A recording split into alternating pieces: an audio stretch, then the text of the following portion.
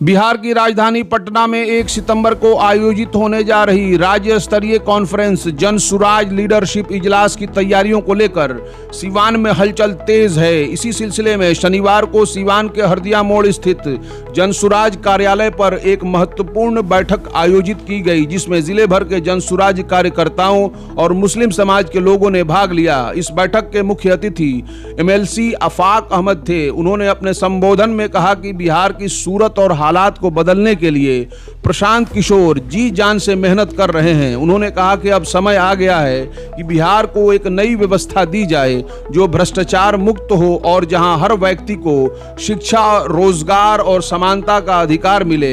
लेकिन एक आदमी जिसके चेहरे पर भारत का मानचित्र अंकित है, वो खूबसूरत आदमी है, खूबसूरत सोच का आदमी है, आया है और कह रहा है कि आइए मेरा साथ दीजिए, मैं आपके तकदीर को बदलूंगा, तस्वीर को बदलूंगा, आपके बच्चे के मुस्तकबिल को बदलूंगा।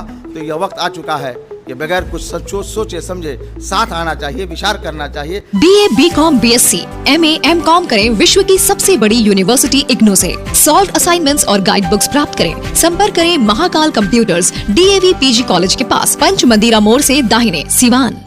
बैठक में जनसुराज के जिला अध्यक्ष इंतखाब अहमद ने मुस्लिम समाज से आह्वान किया कि वे अब पीछे चलने की आदत को छोड़कर जनसुराज के साथ कदम से कदम मिलाकर चलें। उन्होंने कहा कि विभिन्न राजनीतिक दलों ने मुस्लिम समुदाय को गुमराह किया है, लेकिन अब वक्त आ गया है कि वे इस स्थिति को समझें और अपने लिए सही दिशा चुनें। जिले के प्रसिद्ध चिकित्सक और जनसुराज के प्रवक्ता डॉक्टर शहनवाज हुसैन ने भी बैठक में अपनी बात रखी। उन्होंने कहा कि हमें प्रशांत किशोर के नेतृत्व को मजबूत करना होगा और आपसी मतभेद को भुलाकर इस बात को समझना होगा कि हमारी तकदीर इस देश की तकदीर से जुड़ी हुई है।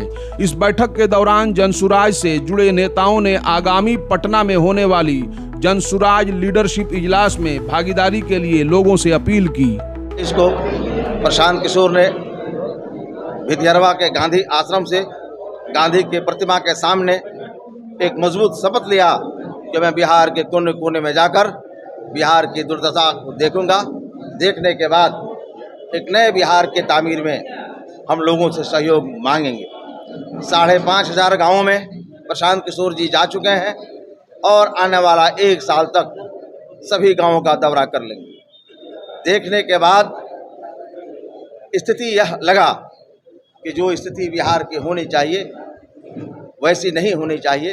बदतर स्थिति में बिहार के युवा पलायन कर रहे हैं, शिक्षा के लिए बच्चे पलायन कर रहे हैं, बूढ़े माँ बाप घरों पर कैद हैं। ऐसी परिस्थितियों को आकलन उन्होंने किया और पूरे प्रदेश के अंदर जहां वो नहीं गए थे, लोगों ने ही अपना जनसुराज का झंडा लेकर वहाँ कार्यालय खोल लिया, अपना संगठन बना लिया। आज मैं जो बिहार का हर एक जिलों में जा रहा हूँ, दौरा कर रहा हूँ, 1 सितंबर 2024 को बापू सभागार बेतिया में, पटना में एक दानिश्वर जो इस राज्य के, इस स्टेट के दानिश्वर लोग हैं, इंटेलेक्चुअल लोग हैं, जो मुस्लिम कम्युनिटी से बिलोंग करते हैं, उलमा हैं, डॉक्टर्स हैं, वकील हैं, टीचर हैं, प्रोफेसर हैं, उनके साथ एक मुज़ाकरा, एक गोष्ठी करना है जो 15 से 20 हज़ार लोग होंगे। उस गोष्ठी में प्रशांत किशोर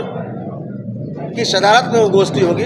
प्रशांत किशोर जो मुसलमानों की स्थिति है, स्ट्रक्चर कमेटी का रिपोर्ट है, उस रिपोर्ट के आधार पर मुसलमानों के बारे में क्या सोचते हैं, आगे मुस्तकबिल में क्या महसूस करते हैं, कैसे उसको मुख्य धारा में शामिल करेंगे ताकि हम दूसरे के साथ भी खड़ा हो सकें, उसके साथ चल सकें और बिहार के विकास के बारे में जो सपना है, जो ख्वाब है, जो गांधी का सपना था, जो अंबेडकर का सपना था कि अंतिम पंक्ति पर बैठा हुआ व्यक्ति के चेहरे पर मुस्कान नहीं आएगा, हरियाली नहीं होगी, तब तक यह विकास के रास्ते पर बिहार आगे नहीं जा सकता है, हिंदुस्तान का भी विकास नहीं हो सकता। ये गांधी का सपना था। उसी परिवेश और पटापेक्ष में 1 सितंबर 2024 को बापू सभागार में मुस्लिम इंटेलेक्चुअल के साथ उनकी एक बैठक है। उसमें वो क्या सोच रहे हैं, हमारी तालीमी हैसियत जो बिल्कुल जीरो पर आउट है, राजनीतिक दृष्टिकोण से हम मफलूज हो चुके हैं, पैरालाइज हो चुके हैं, लीडर्स हमारे वोट को ले लेते हैं और लीडरशिप के लिए दूसरे को बुलाकर लीडरशिप दे रहा है। तो ऐसी परिस्थिति में हम पूर्ण रूप से जागरूक हैं और एक विकल्प के अभाव में भी मैं किसी का झोला ढो रहा था, विकल्प के अभाव में ढो रहा था। मैं जाऊं तो कहाँ जाऊं, मेरी मजबूरी थी, बेबसी थी। लेकिन आज बिहार के सरजमीन पर एक हिंदुस्तान का दानिश्वर, मशहूर और मकबूल सियासी रहनुमा जिसका नाम प्रशांत किशोर है, वो बिहार में एक विकल्प के रूप में पधार चुके हैं, आ चुके हैं। हम उनका इस्तकबाल करते हैं और निश्चित रूप से 2025 में ये 1 सितंबर को तो ऐतिहासिक भीड़ होगी ही होगी, उसमें हमारे फैसले होंगे। लेकिन 2025 में आप भी नौजवान हैं, युवा शक्ति के प्रतीक हैं, चौथा स्तंभ है जिस पर हम लोग विश्वास करते हैं। आपको यकीन दिलाना चाहता हूं कि मैंने 74 को भी देखा है, 77 को भी देखा है, और जन बल जब खड़ा हो जाता है सारा समीकरण ध्वस्त हो जाता है। हमने देखा है जब जेपी आए थे तो इंदिरा गांधी जैसा सशक्त प्रधानमंत्री को रायबरेली कंस्टिट्यूएंसी से चुनाव हार जाना पड़ा, और एक गाना चला, झुमका गिरा रे बरेली के बाजार में। यह ताकत है तंत्र के अंदर, ये ताकत है जनता के अंदर, ये ताकत है जन के अंदर, और जन के पास जो बल है उससे हम 25 में व्यवस्था को बदलेंगे, और ऐसा बदलेंगे। आपने देखा होगा हाल के दिनों में पांडे जी ले रहे थे इंटरव्यू हमारे जनसुराज के सूत्रधार से, तो उन्होंने कहा कि 120 से 130 पर आपके लोग कह रहे हैं कि हम जाएंगे, या कोई कह रहा है कि हम जाएंगे। तो उन्होंने बहुत शांत भाव से कहा कि अगर 130 और 140 अगर मुझे सीट आता है तो जनसुराज और प्रशांत किशोर का सबसे बड़ा हार होगा। मेरी जीत 200 पार होगी तब होगी। और तो मैं तो आपको बताना चाहता हूं भाई, वो उनका ओवर कॉन्फिडेंस बंगाल में था कि मैं आपको 100 पार नहीं करने दूंगा। उनका ओवर कॉन्फिडेंस 2015 में था। 7 निश्चय जल कौन है, किसका ड्रीम है? ये प्रशांत किशोर का ड्रीम है। आपने देखा दिल्ली में कांग्रेस भाजपा का दूर दूर तक पता नहीं चला।